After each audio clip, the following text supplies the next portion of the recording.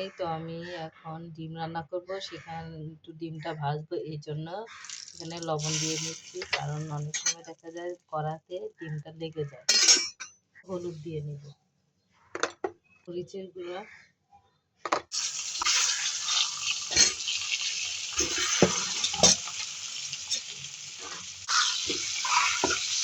ডিমগুলো ভাজা হয়ে গিয়েছে, উঠিয়ে নিব। আজকে আমি ডিম দিয়ে আলু রান্না করবো, এই তেলের ভিতরেই আমি আলুটা ভেজে নিব। ওগুলো এখন আমি দিয়ে দিব কড়াইতে। এই তো আমার আলু ভাজাটা হয়ে গিয়েছে, এখন মশলার মধ্যে ঢেলে দিব। তো মশলা কষানো হয়ে গিয়েছে, এখন ভেজে রাখা আলুটা আমি দিয়ে দিব।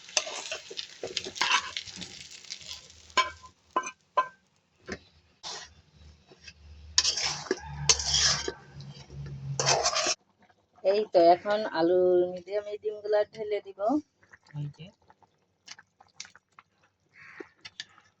এই তো হয়ে গেল আমার আলুর ডিমের তরকারি।